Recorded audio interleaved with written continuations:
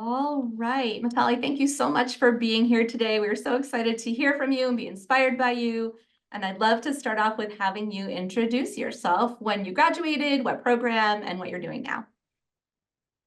Sure. Thank you for having me. So I'm Mitali. I graduated from the ENRP program at Trachtenberg in 2020. I focused largely on the renewable space and climate diplomacy. I currently work at a renewable energy company now. Wonderful. All right, ready to answer the questions? We've got 5 questions for you. I'm going to start off with, what is the best networking advice you've received? Uh, I would say make use of your alumni network, whether it's GW or a different university. Where you went to school is often common ground, and the likelihood of response is, in my experience, higher. I think while networking, whomever the person is, a great thing to learn is the quantitative skills that you may need to be successful in a particular role. That's one thing that often gets missed, and where any gap in skill set can easily be filled if you know what kind of quantitative skills you could benefit from. And everyone has a different answer, and I think it's a good chance to collect various responses and see how best you want to make use of it. I love that. I love the idea of using networking, not just to make connections with people, but also to get information. Yeah, and it's a relatively low pressure scenario where you can understand where you may fall short against other applicants and how you can, sell yourself in the best way without having the pressure of being in an interview where you have that one chance to impress someone. Yeah, that makes total sense. That's great. And as you know, we have a really strong, powerful alumni network from Yes. Trachtenberg. Okay, next question. What specific action do you think you took that significantly impacted any of your job searches?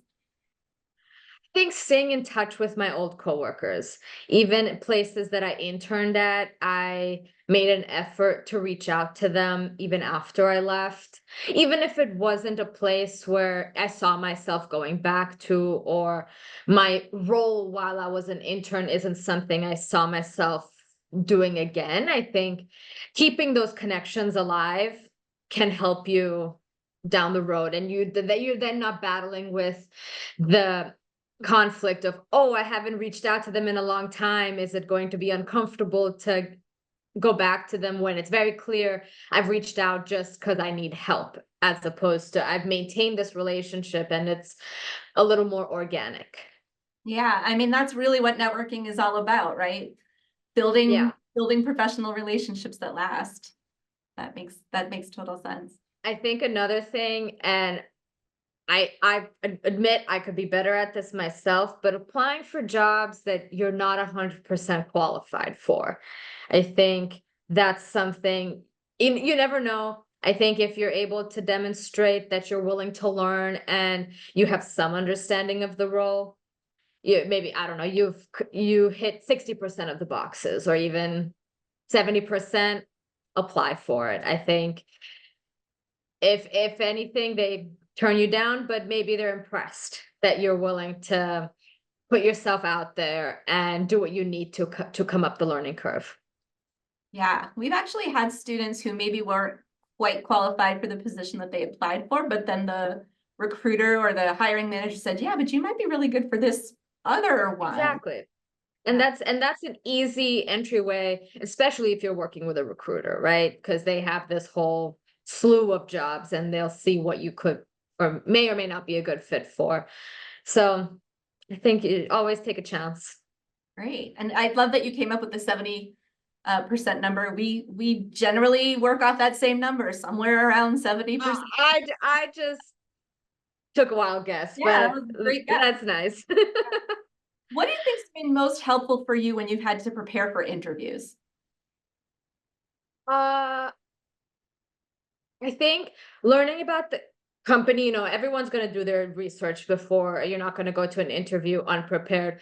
But I think learning about the company entirely, not just the team that you are interviewing for, but their other pillars. What's the other work that they do? What if you're applying in the private sector? That's what I will speak to. That's what I work in.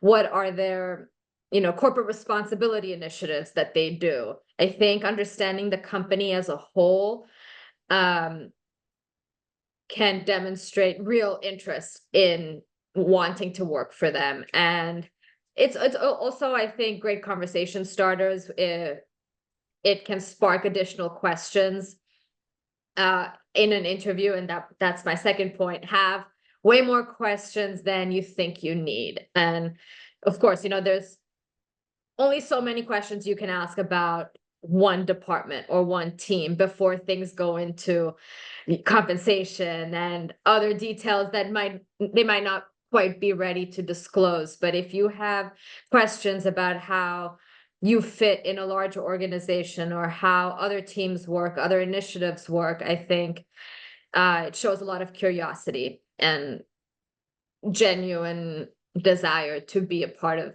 their firm. Great. That's great advice. Thinking back to when you did your capstone, how did you showcase it or talk about it, or was it of value when you were talking to potential employers?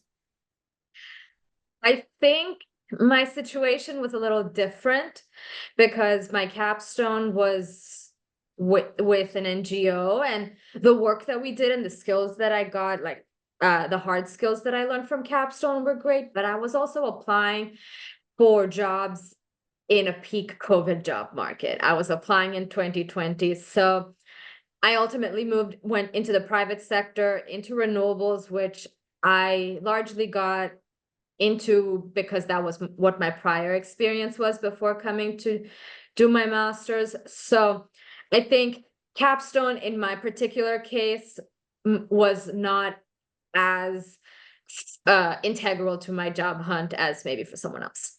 Got it. Were there any projects or any courses that you did highlight on your resume that you thought were particularly helpful?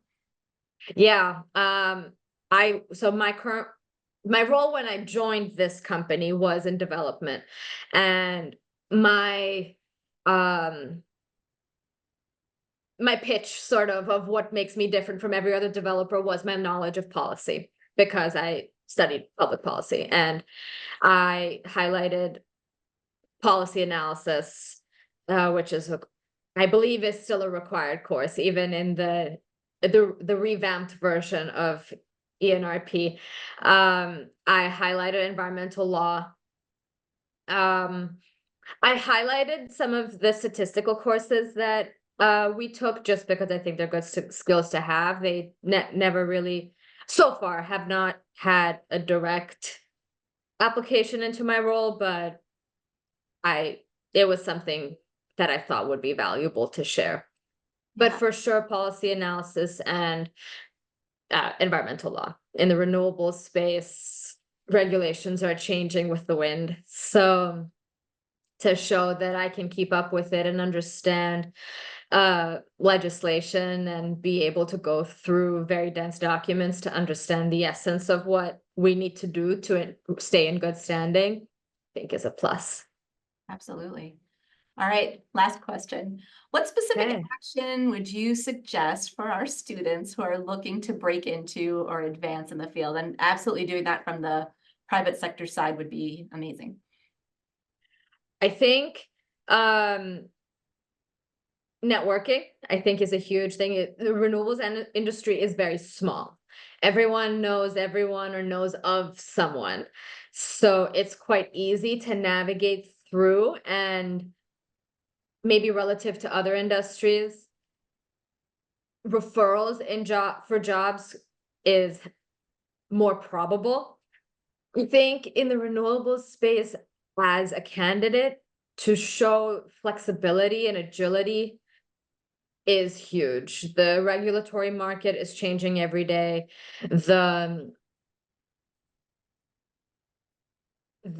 At the state level especially, it's different from state A to state B at the county level. And I think just showing that you can take on and off different hats and play the role of corporate, but then when it comes to stakeholder engagement, really be able to explain why your projects are of benefit, why solar is such a critical piece of energy security in the future to a rural farmer whose entire identity has until now been farming. Why is this something good for him? And being able to understand your audience, I think, is huge in our industry. But above all, I think flexibility between regions, between interconnection markets, energy markets, and a willingness to adapt. You don't always have a choice in where you end up working and the kind of regulations you're handed to work with. And I think to just be fluid is, I think, the best way to ensure success in the renewable space. Great. Well, thank you so much for answering my questions. I know that our students are going to learn a lot from that, and I really appreciate your time and your thoughts. Thanks so much, Mitali. It's my pleasure, Melissa. Thank you.